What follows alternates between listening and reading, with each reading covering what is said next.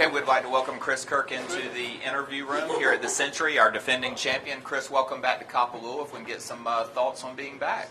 Thank you. Yeah, an incredible place to be to start the year for sure, and defending champion makes it just even a little bit more sweet, I guess. But it's hard to beat the experience here this week. The Sentry does a great job of running the tournament, and just the whole family-friendly environment that they create for the players is incredible, and just to be in 80 degrees and sunshine's pretty hard to beat. What's your off season been like, and then what are your goals for the upcoming season?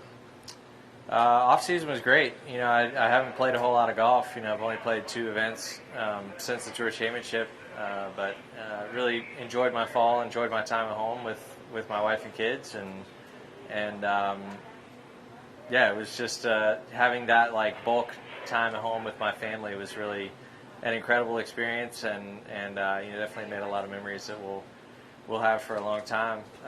Good stuff. We'll start with questions. Sean? Any left-handed golf this offseason? I didn't play as much as I thought I might. I did not break 80. I shot 80 once, but did not break 80, unfortunately. I probably only played 4 or 5 times, not nearly as much as I thought that I would. Just kind of got busy and had a little tweak of my back, but nothing serious. But that helped me back in my left-handed game a little bit. I've heard a lot of guys recently use the "be where my feet are" phrase. Scotty says it. I've heard there's a bunch of other guys. Is there somewhere that you all are getting it, or is it just good universal advice that people ascribe to? For me personally, it's probably different than others. Mine sort of comes from my program of recovery, is where mine comes from, of just sort of living for each moment and taking one day at a time, and so that's kind of where it comes from for me personally, but it applies to every aspect of my life. Fergie? Chris, if someone were to ask you, and I guess that's me right now, okay. How different is the tour now than it was 10 years ago? How would you best describe that? It's different in Happy so New Year, many. by the way. It's different in so many ways. It's hard to really sum it up, I guess. The level of play and the consistency of players is really high. I feel so fortunate that I've been able to kind of keep up and progress, and I feel like my game is a lot better now than it was 10 years ago, when I was also was in the top 50 in the world at that time too, and I feel like I'm so much better player now than I was then, but everybody else is too. The golf courses, that's one thing that I say a lot, is that the PGA Tour agronomy is just insane these days. From my first couple years on tour, I remember there were a couple places where the greens would maybe be a little thin, or fairways were a little thin, or maybe someplace lost the greens or something. We show up every single week, and the golf course is absolutely immaculate every single week. So I don't know what's different with PGA Tour agronomy, but they've made some huge advances. Obviously, we're playing for a whole lot more money, and I've been amazed. I think that a lot of us were kind of worried about what would the tour be like when Tiger was not out here every single week, and I've been really pleasantly surprised, I guess, that the tour has flourished, and we have a ton of great young stars, and there's great stories each week, and so I'm just so happy with where I know that there are a lot of things that people want to see change still, and things that could be better, but professional golf is just in such a great place, I think. Who do you know more about now than you wouldn't have a year ago? When you talk about new people coming out. You see there's a lot of really, really good young players. Matt McCarthy is an example who won 3 times on the Korn Ferry Tour, and then won in the Desert in the fall. I think he'll have a great year this year. There's players like Austin Eckroat, who's is a it's amazing that there are guys like that I hadn't really heard a whole lot about him, but I played with him a few times this past year, and it's just like, wow. I mean, this guy is just incredible at every aspect of the game, and so there's just so many players like that coming up. And then, you know, the star players have continued to establish themselves as well. Crowded. It is very crowded, yeah. And I know there's a ton of other guys that I'm just not thinking of right now that are emerging in the game, and you know, it's just about, I think what, you know, going back to your question about the difference in the tour, like, you can look at a guy that's hanging around, you know, 80th on the FedEx list, and nobody really knows a whole lot about him, but you go watch him hit balls or play golf with him, and you'd be blown away by how good they are. All right, Rob? Chris, last year, obviously, it was much closer to the devastating fire. Now we're a year past that. Impressions as the vibe maybe around the players, and just knowing where we are now as Lahaina and West Maui slowly recovers. Yeah, it's amazing to see there's still such an incredibly strong sense of unity here within the community, the Lahaina Strong, and it's just, you know, Hawaiian culture is an awesome thing to take in and learn about in general, but you know, after the tragedy of the fires, it's been really cool to see you know, obviously the Sentry and the tournament has gotten behind the local community, but really the community itself more so than anything. Just, you know, not sure I've ever seen a group of people band together quite like this in support of each other, and so it's just, you know, we are happy to do anything that we can to help. It's amazing to see a community that's that strong. How cool is it to see your peers and yourself, and I don't need any specifics, but how cool is it that a lot of you guys, if not all of you guys, are doing what you can to help?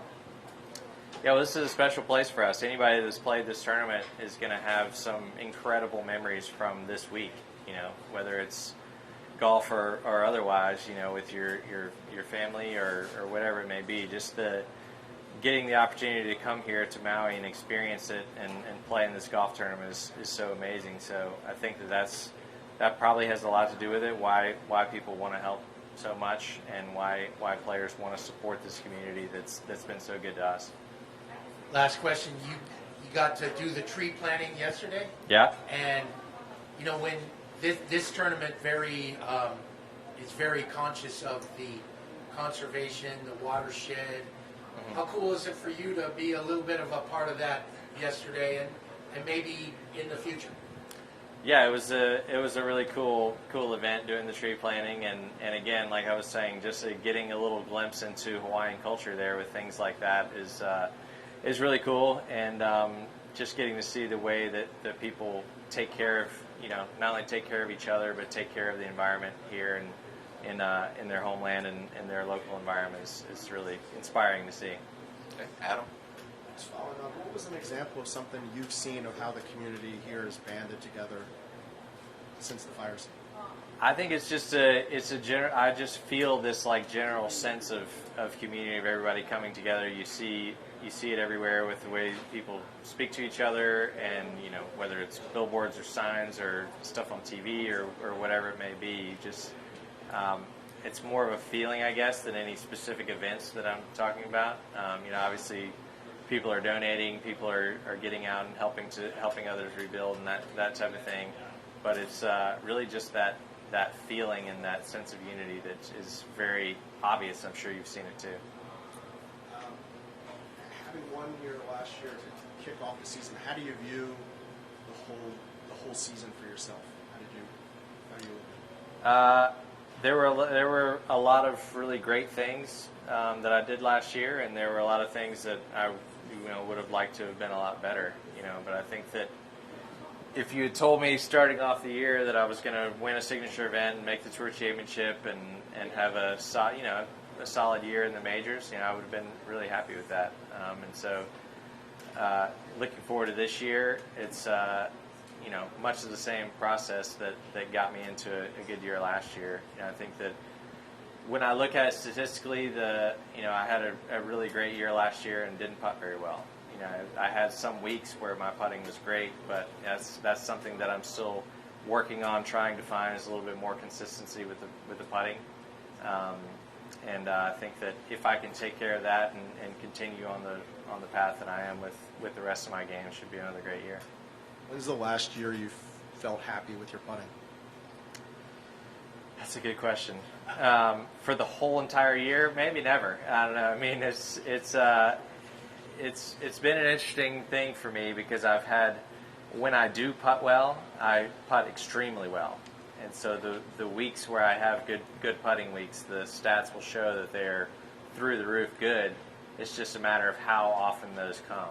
And so I try to look at it less of like the overall statistical year and just try to see, okay, how many weeks was I able to have those great putting weeks, and then what can I do? And it's all, every aspect of this game can be a mystery for sure of how to get better at it. And sometimes you can be working your butt off to try to get better and it makes you worse. You never know. But yeah, so obviously I would love to bring up some of those weeks where it's not very good to at least mediocre, and but it's a constant process, and as soon as I get done here, I'm going to the putting green to go work on it. So it's just plugging away.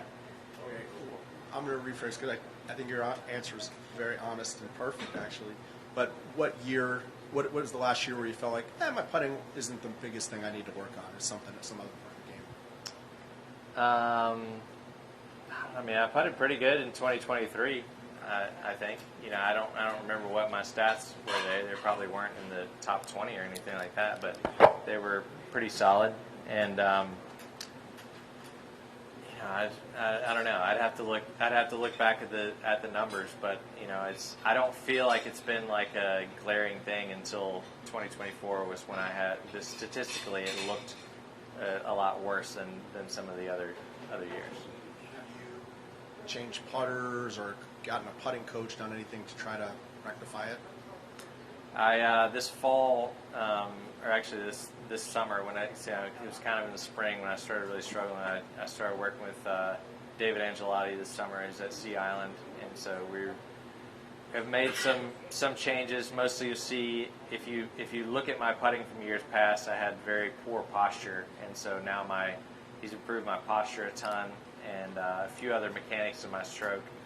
And so now it's just kind of the mechanics side of it is so much better. Now it's the main focus is on, okay, how do I take these better mechanics and work that into better green reading and working on speed and all those type of things to kind of tie it all together.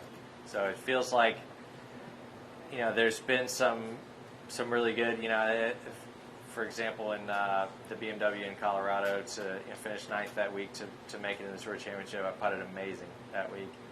And so I keep having these weeks where it's like, okay, I've got it now, and then it will be not so good for a few weeks after that. And so I'm seeing more and more glimpses of really good, I feel like. And so I think it's one of those things where I just need to stay patient and just keep working on what I've been working on and just keep plugging away, and it's just going to gradually get better and better. So I really feel like I'm on a great path as far as that's concerned.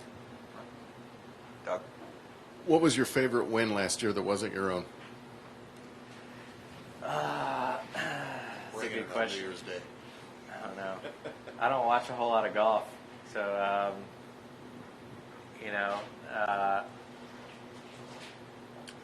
I'd say probably the most impressive win. I probably would give that to Xander at the Open. Just being. I know that watching it on TV, that I'm sure it looked miserable.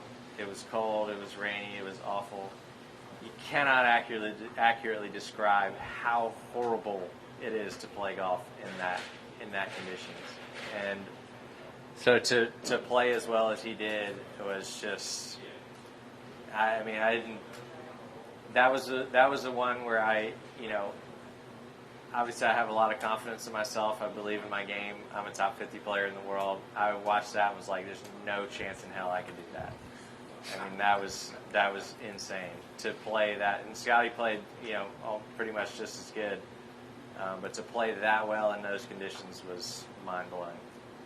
I was curious on another kind of on a parallel level to this. changing tour, and there's great stories. It feels like, you know, a lot during the year. When we shrink the cards, when we almost kind of shrink some of the fields, or is there a chance the tour is going to be losing some feel-good stories, out of nowhere stories, and are they not part of the fabric of golf? Your Schefflers and your Rafa Campos or whatever.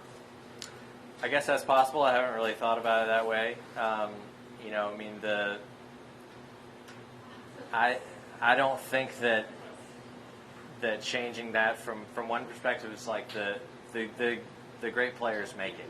You know, like you look at all the stories of missing a Q school, making a Q school. You know, I have some times where, you know, I remember a year at second stage where I was 4 or 5 outside the number, and I shot 8 under the last day to make it through second stage, to get to finals, to get to the Korn Ferry Tour, and then won twice that year. And you think, okay, would I, you know, maybe if I don't shoot 8 under that day, maybe I never make it to the PGA Tour. But I think I do. You know, I think that the guys that are really, really good make it, and that's just kind of the way that it works out. So I think that, you know, there's going to be obviously fewer cards, and I don't even know if I agree with it or disagree with it. I just try to not worry about it. But the great players make it. What year was that? That was 2009. 2009. Yeah.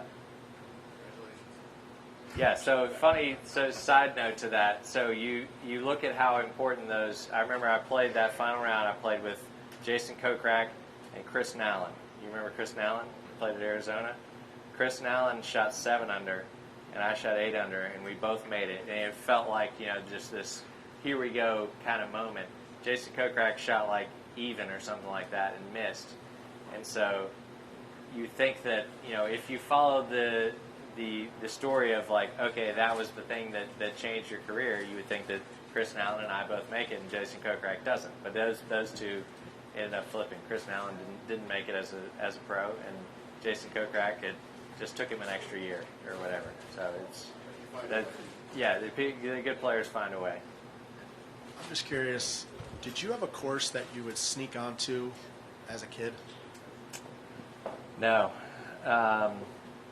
No, growing up playing, there was a golf course, it was a public course, but in my neighborhood, Eagle Watch, and my parents didn't really play golf. My dad plays occasionally, but not much. But I'm pretty sure, I was trying to remember this, somebody was asking me about this a month ago or so. I think that my junior membership for the year was $300. So my parents forked that over so I didn't have to sneak on anywhere. So I went to, it was in my neighborhood, Eagle Watch, I went there every single day. $300 for the year, that was it. You always started at 1, or could you sneak, where's your house closer to like the 4th hole, the 4th tee? No, we didn't live on the course, so yeah, I had to get a ride to the clubhouse anyway. So I was starting on 1 or 10, yeah. All right. Here's a follow-up question. Okay. When is the last time you paid greens fee? Paid a greens fee. Gosh. I feel like it might have. I think it might have been on Oahu a few years ago because Sepp and Michael, my caddy, and I went and played some course. I can't even remember the name of it, and we just booked a tee time online, and we went. And I can't remember if we even told them that we were PGA Tour players or not. But if we did, they didn't care. But I can't. I'm not. You know, don't quote me on that. I don't remember exactly, but. Yeah, we were over here a few days early, and we wanted to play with Michael, and so we went over and played. Gosh, I wish I could remember. It's over west. Course? It's over west of the airport over there. I can't remember what it was called, but even if you said it, I'm not going to remember. Was it nice? It wasn't Coalina because I've stayed there before. It wasn't like high end. It was just kind of a. It was different. Course. Yeah, it was great. It was fun. But yeah, I'm pretty sure I paid to play that day, but I can't think of any other ones in a while. It was shocking if I told you Cantley couldn't take one. Are you a destination guy? I mean, some guys would go to. Are you a No, I mean, a I band like at going on Crystal Downs trips or- and vacation, but not to play golf. I do remember, so I came here, we came on vacation to Maui when I was 12. And I remember at the time, I think the greens fee here at the plantation course may have been more than my junior membership for the year. So, I was 12 and I was really, really getting into golf. And so my parents paid for my dad and I to play at the plantation course. And as I've seen with some of my amateur partners today, this course, if you don't fly the ball really far, which I didn't when I was 12, will eat your lunch. And I think I shot like 95 and cried when I got done because I was so sad because I wasn't shooting 95s. What were you shooting back then at 12? 12. Like, Yeah, 75 or mid-70s, under. Yeah, I shoot under par every now and then, that kind of thing. What was So- that? I'm trying to think. Your first year back here would have been 2011, 14, something like that. Yeah, my rookie year was I won my first event in 2011, so 2012 would have been the first year Do you have any back. flashbacks when you So, got thankfully not. Of all those, it was kind of funny to come here and play as a pro, remembering like I couldn't carry that ditch right there, or the canyon or whatever, and it's not exactly in play for me anymore. But I guess I would have been probably around 1997, 90, maybe 98 when we came when I was a kid. It was pre-tournament at those days. Yeah. Thank you. Mm-hmm. All right, Chris, we appreciate your time. Yeah. Sure thing. Best of luck this week. Thank you.